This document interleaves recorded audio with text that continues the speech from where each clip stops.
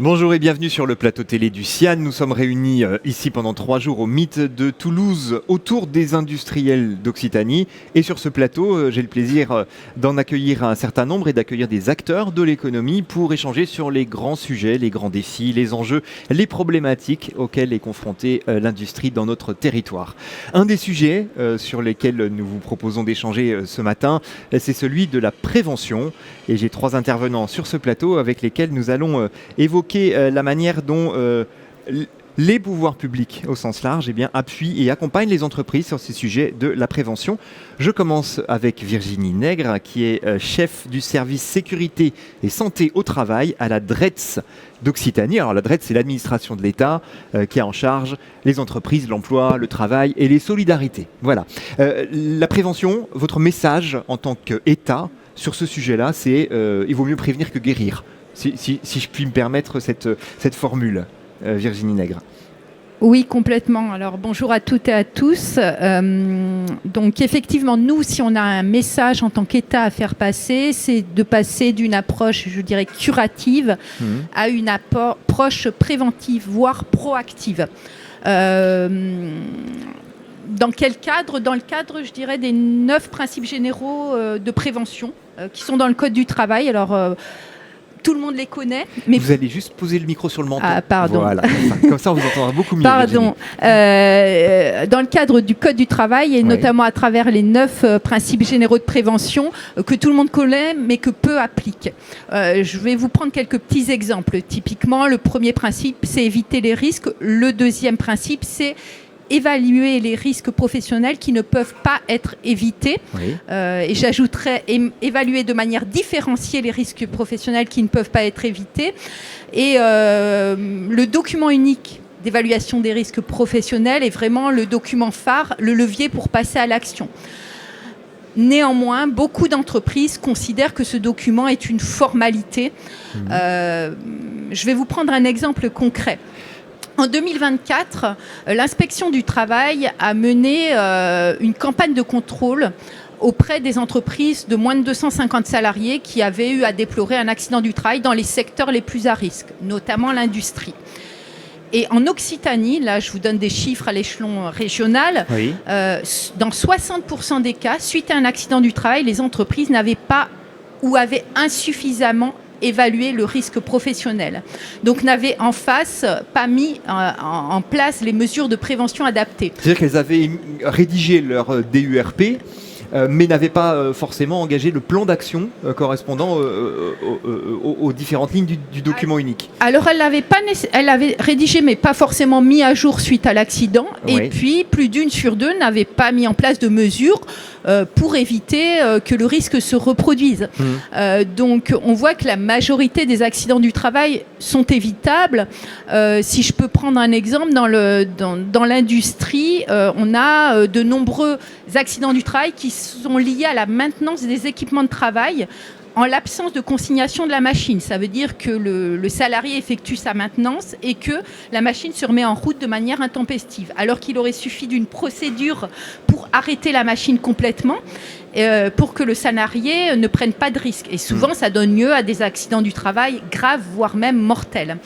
Moi, j'insisterai également sur la partie formation, sensibilisation des salariés et notamment accueil au poste de travail, puisque la majorité des accidents du travail se produisent dans les premiers mois de l'embauche et il est vraiment important de transmettre le geste professionnel en sécurité. Donc travailler sur les questions de sécurité et de santé au travail dès l'intégration des collaborateurs. Il y a tout l'enjeu également des intérimaires. Ça, c'est un autre sujet qu'on pourra peut-être évoquer tout à l'heure. Mais d'abord, je voudrais vous présenter Axel Fourcet, ingénieur conseil régional à la CARSAT Midi-Pyrénées. Il y a encore Midi-Pyrénées, côté CARSAT, responsable du service de prévention des risques professionnels. Qui sont les acteurs qui peuvent aujourd'hui être aux côtés des entreprises, accompagner les entreprises sur ces sujets de prévention ? Alors l'État, on l'a évoqué avec Virginie Nègre. Donc merci déjà de me recevoir. Alors les acteurs, ils sont multiples et c'est vrai que des fois pour les entreprises, c'est pas forcément lisible. En gros, pour faire simple, pardonnez-moi les raccourcis, donc on a l'État à travers l'ADRETS, mais aussi les inspecteurs du travail qui sont sur le terrain, qui sont là pour appliquer le code du travail, donc faire respecter la législation en matière de santé et sécurité au travail. La CARSAT qui a un rôle un peu plus technique de terrain auprès des entreprises en agissant sur l'entreprise au niveau de son organisation de ses plans d'action en matière de prévention. Et on travaille bien évidemment avec les services de santé au travail qui ont plusieurs missions, peut-être seront détaillées après, mais qui accompagnent plutôt le salarié de façon individuelle avec les médecins du travail et qui ont un volet aussi de maintien dans l'emploi, donc de la prévention de la désinsertion professionnelle et qui font des études de poste, qui nous transmettent à nous. Et on va dire que toutes ces actions sont en fait complémentaires les unes avec les autres et on peut dire qu'on travaille en synergie, en réseau. Peut-être Virginie Nègre en parlera, notamment au travers des plans d'action régionaux de santé au travail. Oui, effectivement, le plan régional, on va en parler tout de suite. Donc une entreprise, qui, comme on l'évoquait avec Virginie, qui donc a rédigé son DURP plus ou moins bien, qui l'a rédigé et qui en passe à la phase action, c'est-à-dire comment j'aménage les postes, comment je sécurise des process, etc. C'est plutôt vers vous qu'elle va se tourner et vous allez l'accompagner. Alors, nous, pour peut-être reparler un petit peu des missions de la CARSAT pour qu'on comprenne mieux. Bien. Donc nous, la CARSAT, on n'est pas que la retraite, on est un organisme de sécurité sociale. Il y a ST, c'est santé au travail. Voilà, exactement, c'est quand même dans le nom. Oui. Et donc, on a qui abrite donc la prévention des risques professionnels, c'est une branche de l'assurance maladie. Et donc, notre mission, c'est vraiment d'assurer les risques professionnels de tous les salariés du régime général. Oui. Okay, donc, on assure les risques professionnels. Et donc, on a des équipes qui sont des ingénieurs conseils, des contrôleurs de sécurité, des gestionnaires administratifs, de la formation, etc., des experts techniques, qui vont œuvrer sur nos deux grandes missions, qui sont le conseil et le contrôle. Donc concrètement, pour répondre à votre question, on va dans les entreprises, nos ingénieurs conseils et contrôleurs de sécurité. Ils sont là pour diagnostiquer, faire un inventaire des risques qu'ils repèrent et co-construire avec l'entreprise des plans d'action. Oui. Donc nous, on n'aide pas à faire le document unique. On est là pour faire le document unique. Les services de santé sont là plus pour les accompagner et on va dire que l'inspecteur du travail est là pour voir s'il en existe un, nous aussi. Mais nous, on n'est pas là pour faire respecter la loi. On s'appuie sur de la technique et des conseils de prévention. Je ne sais pas si ça répond à votre question. Clairement. En tout cas, de mon point de vue, votre réponse est très claire. Voilà. Sur le qui fait quoi. Et juste pour ajouter, donc on a ces missions de conseil et de contrôle. Donc on va dans les entreprises, mais on a aussi des services annexes. Donc un centre de mesure physique qui va pouvoir intervenir dans les entreprises pour faire des mesures de bruit, des mesures d'atmosphère, de qualité de l'air, de vibration, d'éclairage, et qui va objectiver. Exactement. Les éléments de qualité. Et ça, c'est des services gratuits. Oui. On a aussi de la formation à destination des dirigeants et aussi des salariés. Et on a des subventions, prévention pour accompagner les entreprises avec des aides concrètes financières pour augmenter la prévention dans les entreprises, puisque notre rôle d'assureur, c'est de viser une baisse de la sinistralité, donc baisse des accidents du travail, de leur fréquence, de leur gravité, ainsi que des maladies professionnelles. Bon, donc le message, c'est qu'une entreprise n'est pas seule sur ces questions-là, et que, que ce soit au niveau de la rédaction de son document unique ou du déploiement d'actions préventives, elle peut être accompagnée. Alors, quel est le rôle, du coup, de la santé au travail ? Vous allez nous l'expliquer dans un instant. Philippe Roland, vous êtes directeur du CIST de Narbonne, service entreprise de santé au travail, qui est un service de prévention et de santé au travail. Quelle est votre mission dans les entreprises sur ces sujets-là ?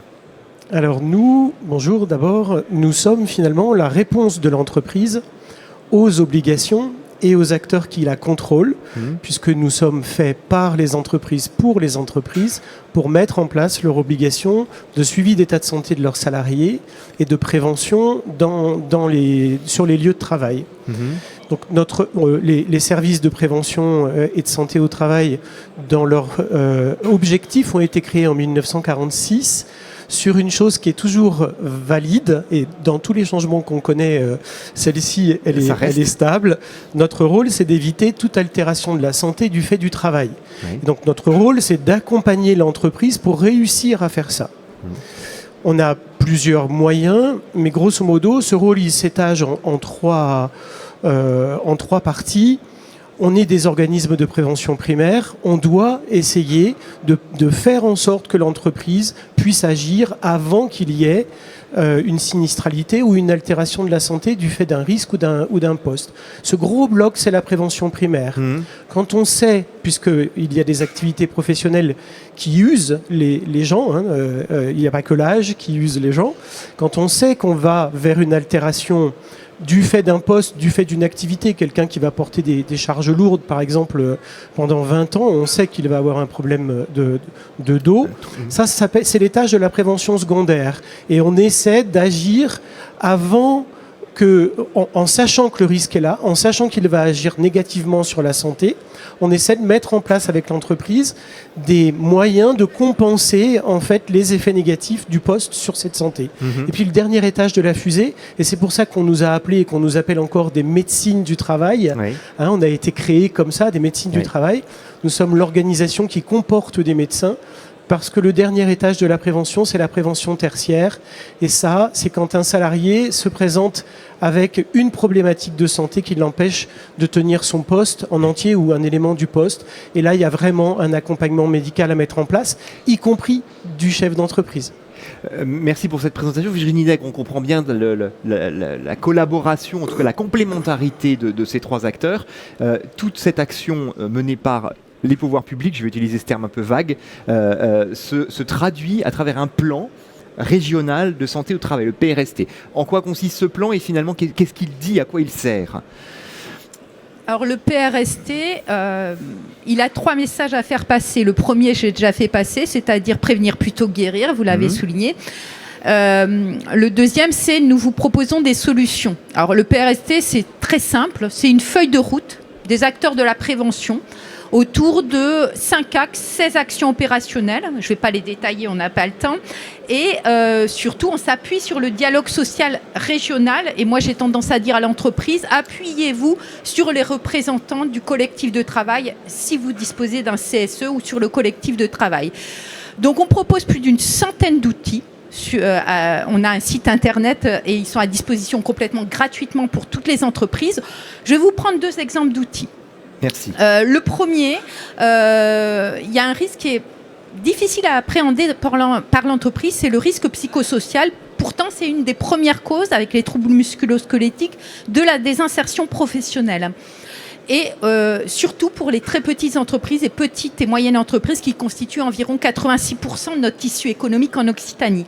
Et pour traiter ce risque, on s'est dit on va mettre à disposition des employeurs de TPE, PME, une mallette interactive pour qu'ils comprennent ce risque, pour qu'ils puissent savoir comment agir et vers quel interlocuteur il peut aller.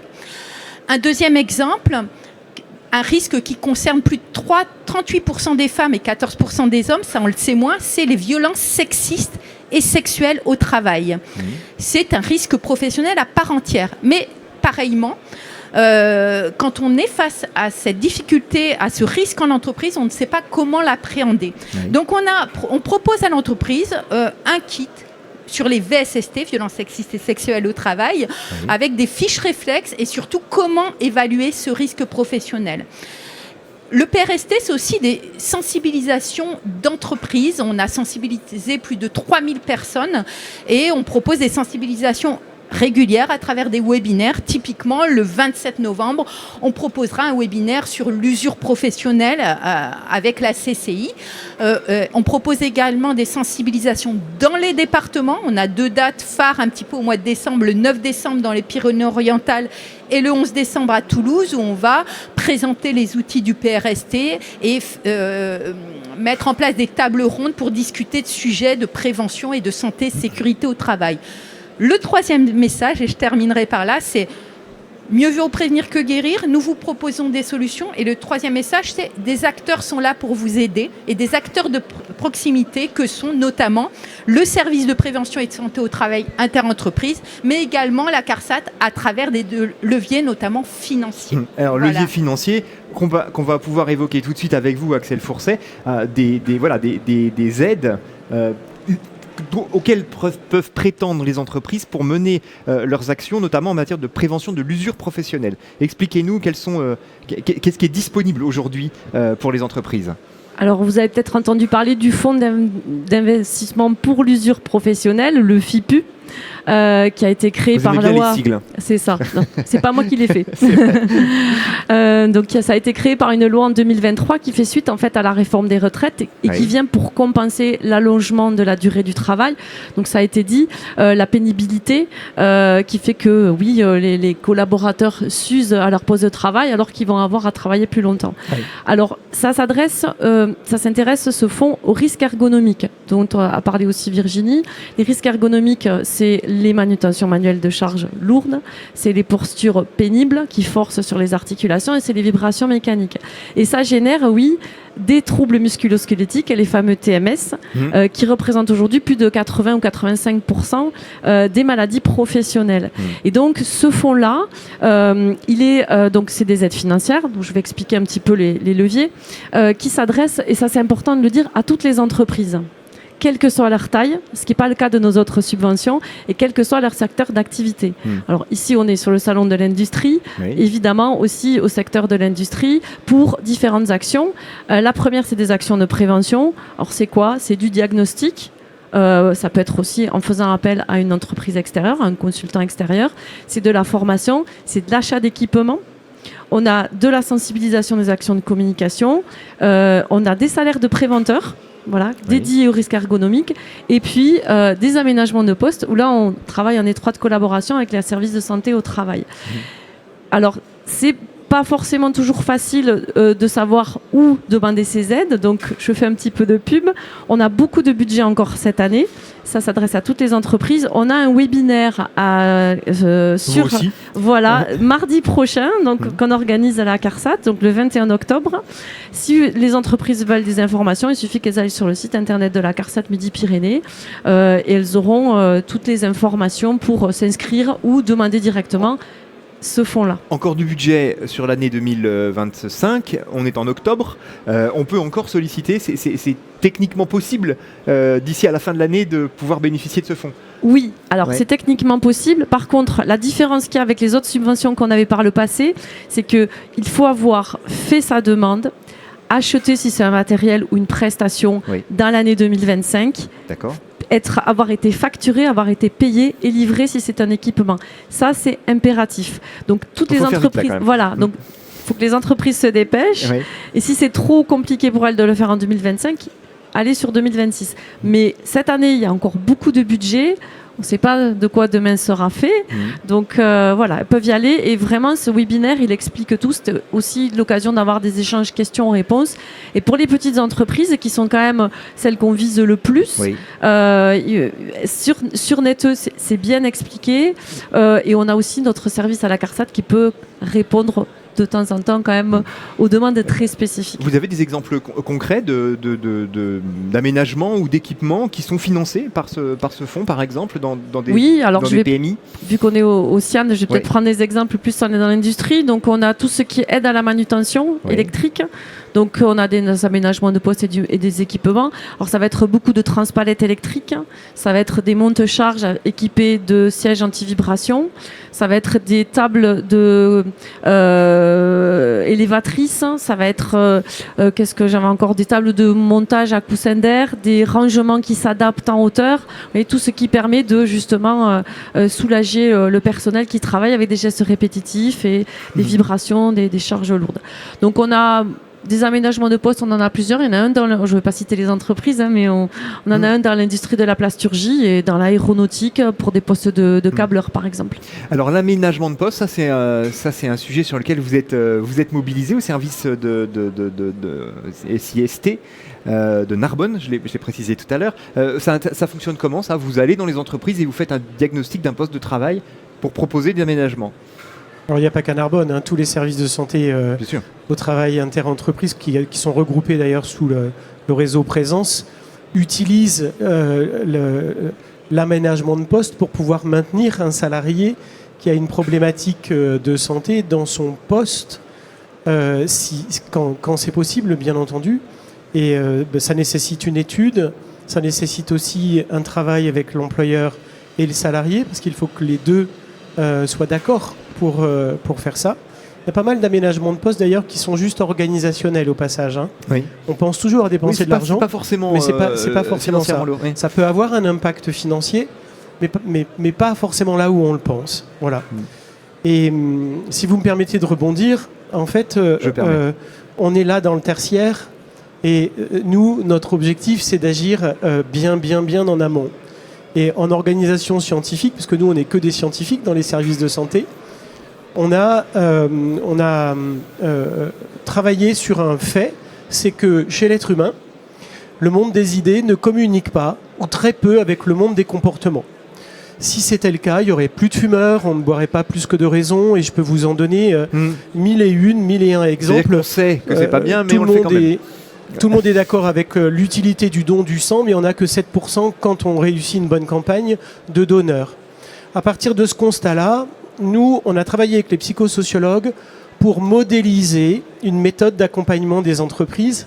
Et ça bénéficie donc aux salariés, puisque dans les TPE, c'est bien souvent un salarié qu'on va former, qui est envoyé par son chef d'entreprise, en fait. Hein. Oui. On a travaillé une méthode d'accompagnement pour augmenter le passage du monde des idées au monde des comportements en matière de prévention. Voilà. C'est-à-dire que je sais que c'est pas bien, je le fais pas. C'est finalement casser ce système qui fait que... Où je sais ce que je devrais faire, oui. Et je passe à l'action, mettre en place l'action pour le faire. Ouais. Plutôt que de savoir qu'il aurait fallu le faire quand c'est trop tard, ou qu'il faudrait le faire parce qu'on a fait son analyse des risques. Alors ça, c'est ce qu'on appelle la culture de la prévention dans une entreprise finalement. C'est ce qui fait que la prévention, la qualité, la sécurité et la santé sont dans le quotidien quelque chose de normal. Et il existe alors ce qu'on appelle une sorte de label, c'est ça, de relais de prévention. Une entreprise peut être identifiée comme relais de prévention. Expliquez-nous. Alors, on en a fait un label, mais c'est vraiment un label scientifique. Ça n'a rien à voir avec une norme ou quelque chose comme ça. On a créé donc cette méthode qu'on a baptisée relais de prévention parce que, en fait, à la base, il faut continuer à parler au cerveau des gens. Oui. C'est-à-dire il faut continuer à les acculturer et à comprendre, en fait, ce qu'est la prévention, les 9 principes de prévention, et comment mettre en place, en fait, ce qu'il faut dans son entreprise. Donc on a créé 4 modules qui sont des modules très légers de formation, c'est 3 heures. Le premier, c'est les 9 principes de prévention. Le deuxième, c'est le document unique d'évaluation des risques professionnels. Et là, en fait, c'est un co-engagement des services de prévention et de santé au travail et de l'entreprise. Vous savez, nous, dans nos obligations, on doit donner à l'entreprise le diagnostic des risques qui existent dans son entreprise et décrire les salariés qui sont exposés à ces risques. Et de l'autre côté, l'entreprise, elle a une obligation de faire son document unique d'évaluation des risques professionnels et de mettre en œuvre un plan d'action de réduction de ces risques. Les relais de prévention, le module 2 des relais de prévention, c'est main dans la main, puisque nous, on est fait par les entreprises et pour elles, et on les accompagne à faire leur DU et à le rendre opérationnel. Le 3e module, c'est l'analyse des accidents du travail. Qu'est-ce que c'est un accident? Et quand on en a un, comment on en fait l'analyse pour comprendre comment s'en prémunir après. Voilà. Et ce n'est pas une usine à gaz finalement, il y a des choses simples et on déclenche ces comportements. Et puis le 4e module, c'est on valide un petit peu ce que les entreprises ont acquis. Et en fait, les entreprises qui rentrent dans la méthode des relais de prévention mettent en place leur plan d'action de réduction des risques avec leurs préventeurs et tous les ans, dans un process continu, c'est l'amélioration continue, reviennent demander en fait quels sont les prochains points de progrès qu'ils pourraient faire à leur plan d'action de réduction des risques. Et c'est un progrès, mais c'est majeur. Et du coup, bien sûr, bon, ça a été inventé à Narbonne, mais c'est pas ça le plus important. C'est que plein de services... Oui. Je suis content de vous en parler et de vous le dire. Mais il y a plein de services de santé au travail en France qui ont repris cette méthode. On la donne, hein. On vend rien et on donne tous les outils parce qu'ils sont conçus vraiment pour activer quand même des paradigmes précis pour faire passer du monde des idées au monde des comportements. Et donc, toutes les entreprises, en fait, peuvent, d'une manière ou d'une autre, demander à leurs services de rentrer dans la démarche des relais de prévention pour devenir performantes. Merci pour cette présentation. Alors, on l'a bien vu, il y a les outils, il y a les aides, il y a les dispositifs innovants comme celui qu'on vient de découvrir. Est-ce que vous avez le sentiment, la fin de notre plateau approche, que finalement cette culture de la prévention, cette culture de la sécurité et de la santé au travail progresse dans les entreprises d'Occitanie, puisque vous rencontrez les chefs d'entreprise, vous rencontrez les entrepreneurs, les industriels. Est-ce que vous avez le sentiment que ça progresse? Et je rebondis notamment sur ce que vous évoquiez tout à l'heure sur les RPS, les risques psychosociaux. C'est quelque chose qui n'est pas forcément dans la culture des industriels, à qui, quand on parle de prévention, on pense à la prévention sur les machines, la prévention du corps humain plus que de la tête. Est-ce que vous avez le sentiment qu'on avance aujourd'hui sur ces sujets-là? Alors moi, je dirais qu'au cours des dernières années, indéniablement, on avance. Et d'ailleurs, j'ai parlé de cette approche, du passage de cette approche curative à cette approche préventive. On le voit dans l'évolution des textes.